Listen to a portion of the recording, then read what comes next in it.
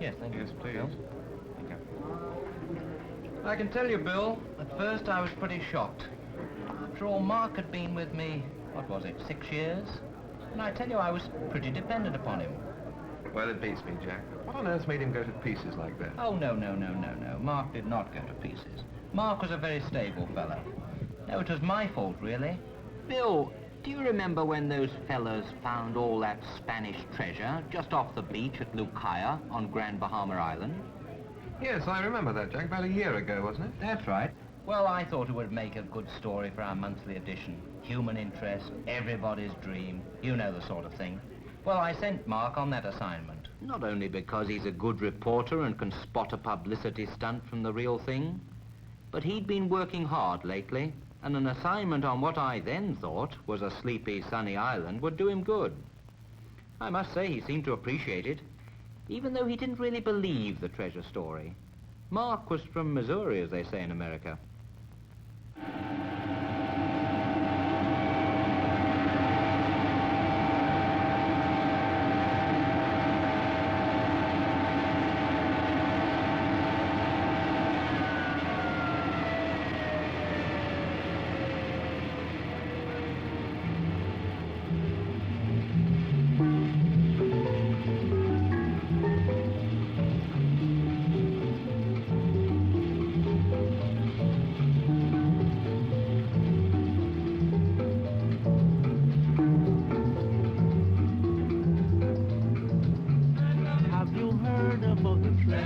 On Lucaya, they have found so much of treasure on Lucaya.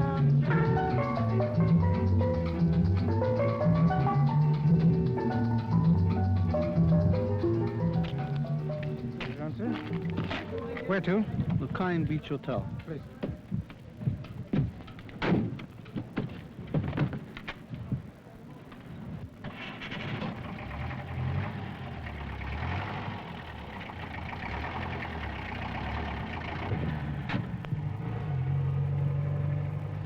Your plane came in early today.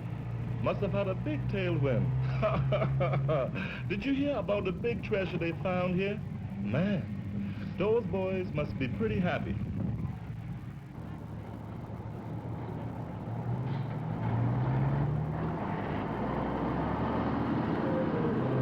Treasure of Lucaya.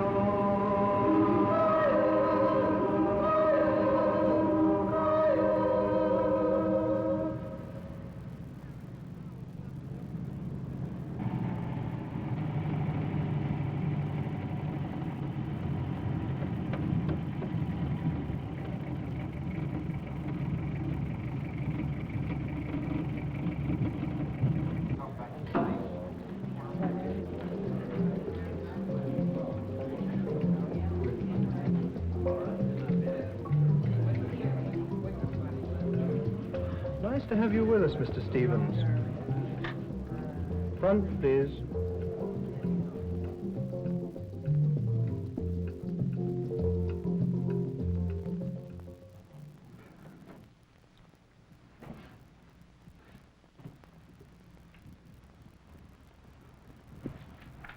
That's quite a thing, sir. That treasure. It's right over there.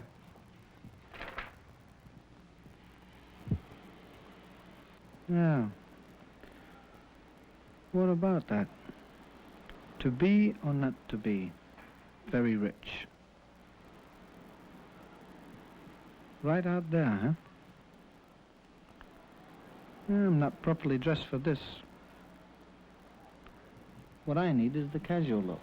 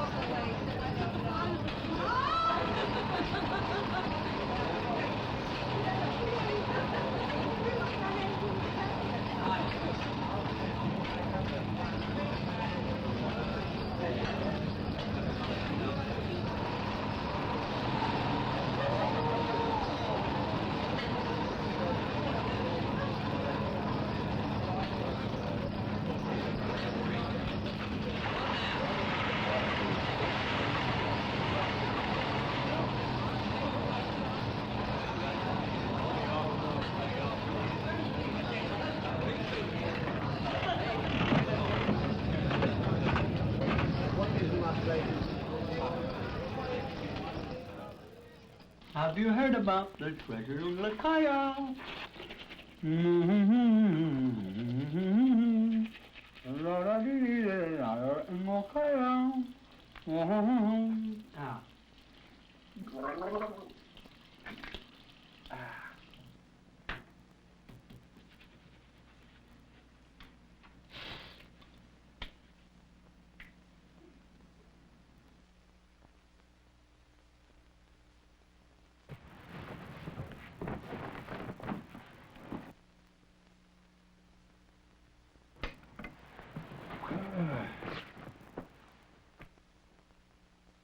Have you heard about the treasure on Lucaya? They have found so much treasure on Lucaya. Did you hear about the big treasure they found here? Man, those boys must be pretty happy. It's right over there. Right over there. Right over there. To be or not to be, very rich, very rich, very rich, very rich.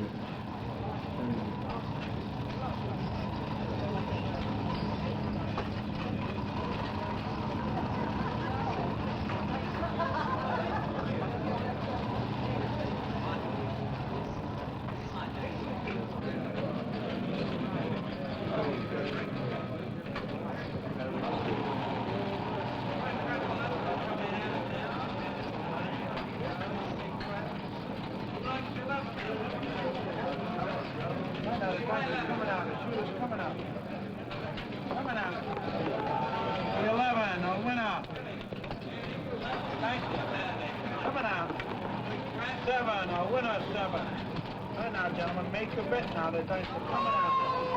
The dice are coming out. The dice go. 4, the point's 4. Made easy way to 4 now. Who says the hard 4? Now, gentlemen, make a bet now. The dice are coming out. The dice are coming out. Right now. Shoot the dice. The dice are coming out. Shoot the dice. Shoot the dice, sir. 4, the winner 4. Made easy 4 now, gentlemen. The same shooter's coming out. 7, winner 7. Right now, gentlemen. Coming out. Shoot the dice. Right now, the dice are coming out.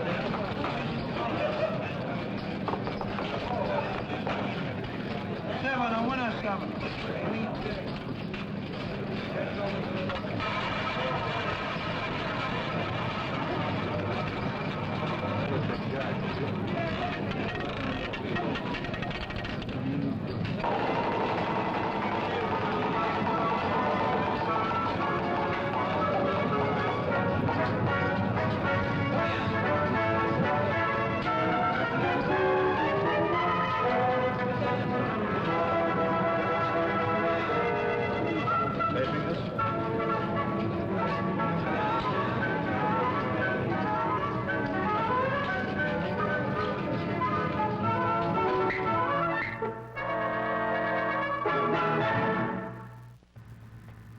There's one thing about Mark, he's not a dreamer. Feet on the ground, you know. He contacted the local paper straight away and talked to the editor there, who offered him all the assistance he needed. Even loaned him a chap from the staff to arrange for him to interview the fellows who found the treasure. This fellow knew them all, so the following morning he met one of them to get the story. It's really pretty simple. We found an old wreck and it was loaded with silver. Well, I understand that, but there must be more to it than just that. Well, 4 of us came to the island to start a new business, a water skiing and skin diving school. We were out diving one day and Gary ran across a very heavy object.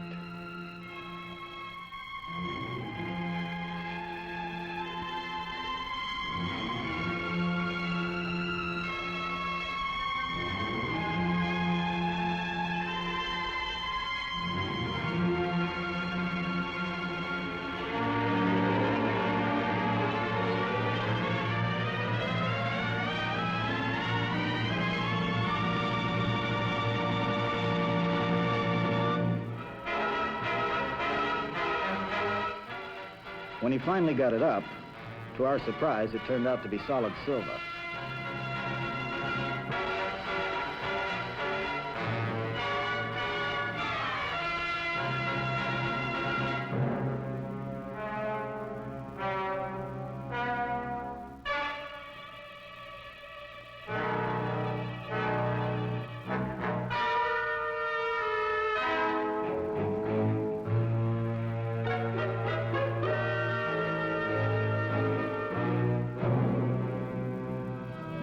Back in our apartment, we realized what we had found. Treasure, and a big one. Thousands of coins dating back to the early 17th century in the reign of Philip II. Of course, we can still teach water skiing when we want to. Then the fellow from the newspaper joined them. He'd been on the island for some time, I understand. Lived with his family and all that. Then this fellow offered to open up the picture files at the paper. Of course, Mark was lucky to have him to help. A lot of digging to get a story like this. Interviews, pictures.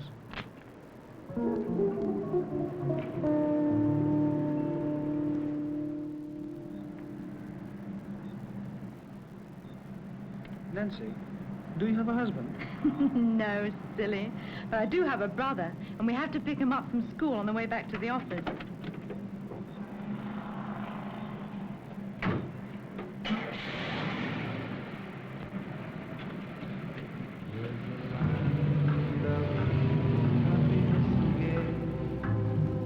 Just a few miles away from the USA,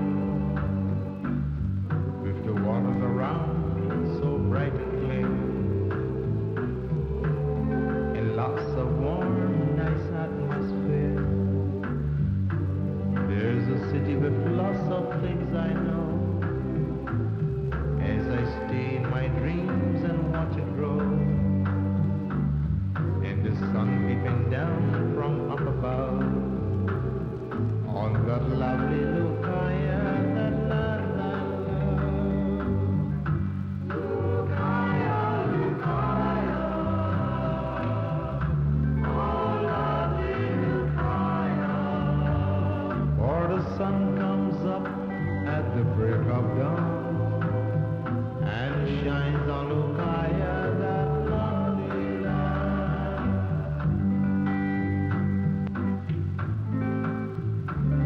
On Lucaya, the land where I belong, with its beautiful scenes and island songs.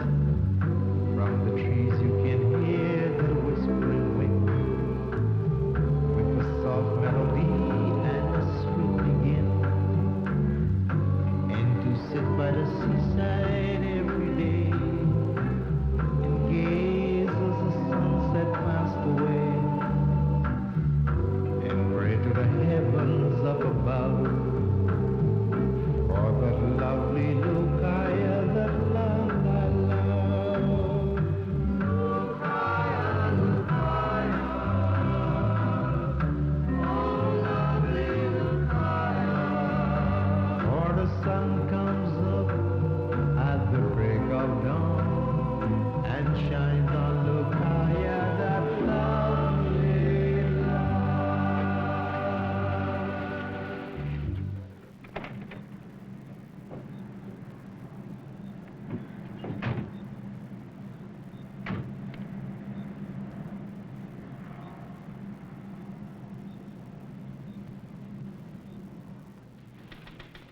Now, you know, sometimes the local press can be a gold mine of pictures, especially if they're interested in your story, and the editor there was most helpful. Of course, the chap who showed Mark around, Mark never did tell me his name, had been on the island for some years and knew everything about the place. That helps, you know. I was here when the town looked like this. Not so long ago, really. Oh, how long ago? Oh, that was in '62. Yes, here it is. I thought it would be about right. What's this? That, let's see, yes. That's our first hotel being built. The Lucaya Beach opened in January of '64. You mean everything else has been built since then? Yes. It's quite fantastic, isn't it? Sometimes even I can't keep up with it. Who's the old duck? Oh, he's not like you very much. Actually, he isn't as old as he's shrewd. He's been here from the beginning. I guess we'd call him one of the real pioneers. I snapped this one day when I asked him if he would tell me something about the island. Tell you something about this island? If the palms and the beaches could talk, you should ask them. They were here when these waters were safe for the Jolly Roger fleet, but nobody else. Wouldn't surprise me at all if a lot of treasure were hidden here on the reefs and in the secret caves yet to be found. This island was sparsely populated then, possibly only by the descendants of the early pirates. Of course, the closeness to the shores of Florida was ideal for running blockades during the American Civil War, and later during the Cuban conflict. And when America went dry in the 20s, Grand Bahama became the ideal storage ground for the transshipment of liquor to rum runners up and down the eastern coast. All its life, it seems, Grand Bahama's beauty was wasted on transient people who couldn't afford the time to look about them.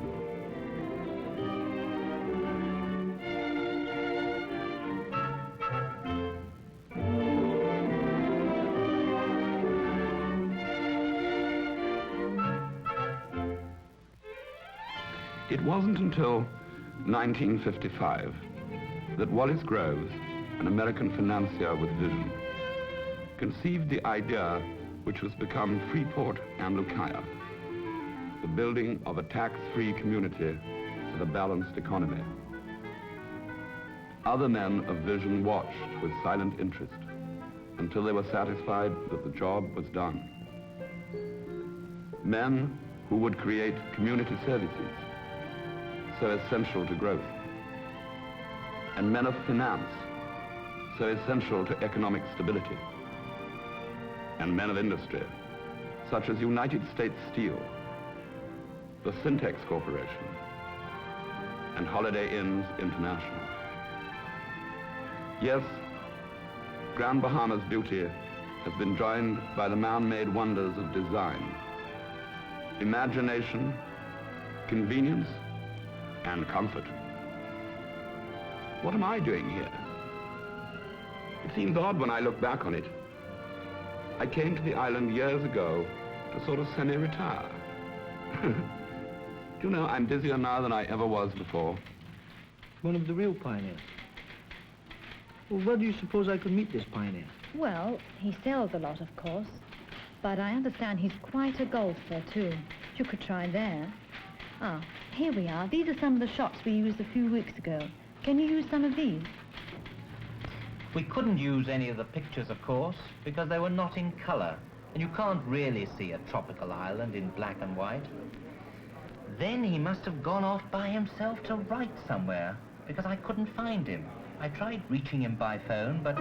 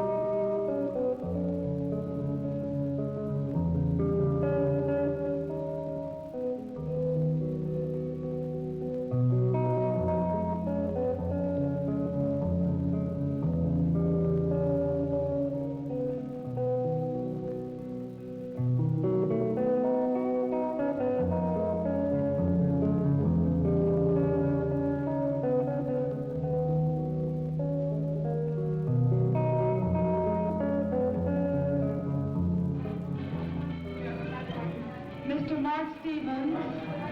Telephone call, Mr. Mark Stevens.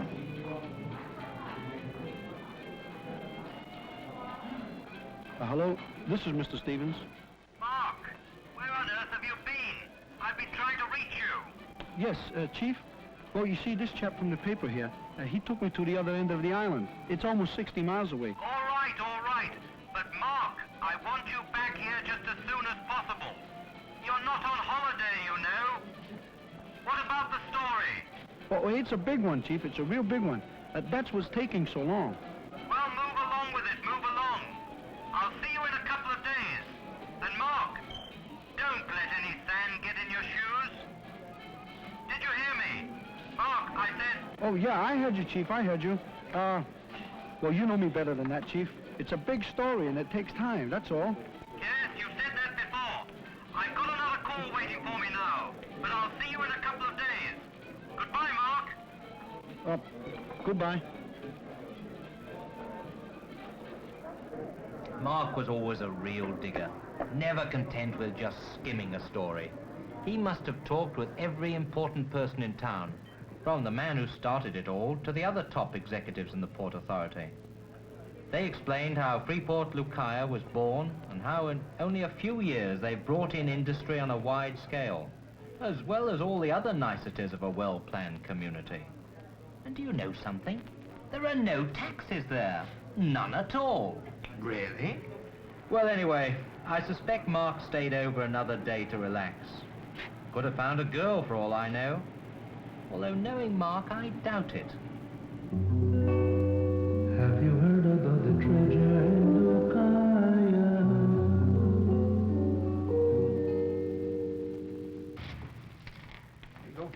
Hello, Mark. Nice to see you back. Pleasure. Have a seat. How did it go? Oh, you'll like it, Chief. It's a good story, even if I say so myself. It's got a fine human interest. Oh, there's some tapes in here, too, of interviews I did. Maybe we can use them, too. Fine, Mark. That's wonderful. But I hope you're rested, because I've got another assignment for you next week. I'd like to talk to you about that, Chief. It's kind of difficult. After all, you were the one who sent me down to Freeport to write the story about Spanish galleons and pirate gold. Well, I went there not believing a word of it, but it happens to be true.